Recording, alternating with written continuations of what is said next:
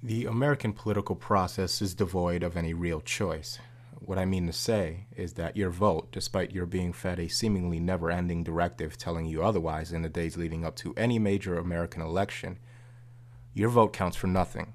Now, the most important component of any accurate tally is, of course, its verifiability, yet not a single American can furnish any irrefutable proof that his or her vote is ever even counted. We pull a lever, we leave, and we expect elected officials and a media machine run for profit by corporate and political interests to tell us if our politicians are still in fact elected. It's utter foolishness. When people tell you to vote, they are in effect telling you to suspend reality. Plain and simple. It's convenient for the average American to assume that their vote is tangible and real and valuable, and so we see a mass acceptance of an uncertifiable election process because the illusion of choice must never be tampered with if the American parole is to continue his own demise. I mean, there are football games to be watched after all. But we, the American people, have no real way of verifying any conclusive election result, and what most likely is the case is that there is an inaccuracy and even a complete falsification and ignorance of any electoral process at the expense of the American voter as one heads further and further out from the intimacy of local governance. Now, to imply that there is in fact unknown and unseen entities that truly are in control of American politics is to be branded a nutjob lunatic in America, because it is, of course, a knee-jerk reaction for any disenfranchised civilization to attack those who point out the writing on the wall, no matter how clear and legible it is. But I'm not going to rattle off some speech about the Jews or the Rockefellers or whatever, because none of that can be conclusively proven.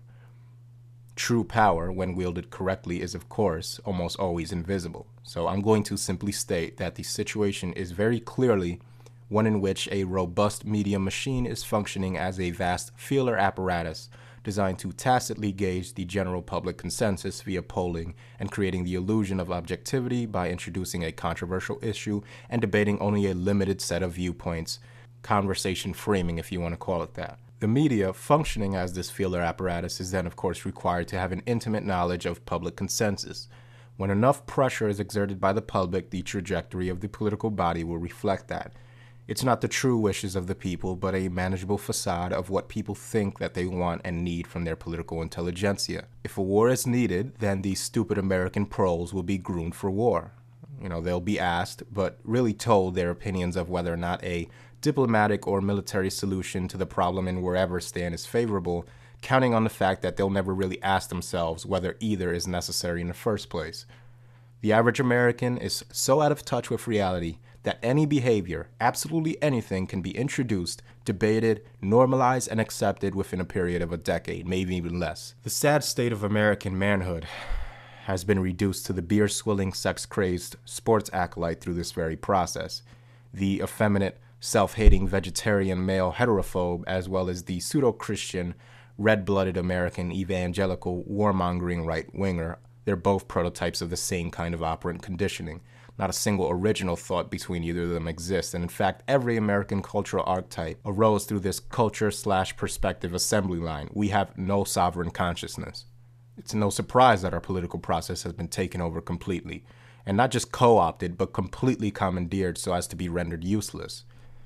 So, don't tell me to go vote, and don't tell me vote or die. I don't give a shit about a fake political process. I don't give a shit about Mitt Romney, or Newt Gingrich, or Obama, or taking precious time out of my day to go pull a lever in a booth to convince myself that I have any control.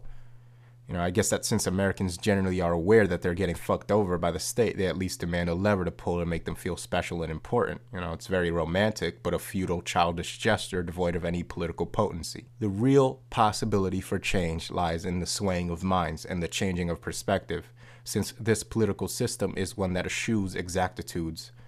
All that is needed for a change in divorce and child support law, for example, is the appearance of enough resistance to it, so that the powers that be run the risk of showing openly that the wishes of the public can be ignored completely. This is the political future that men must confront, one of generalities where perception and reality are synonymous with one another.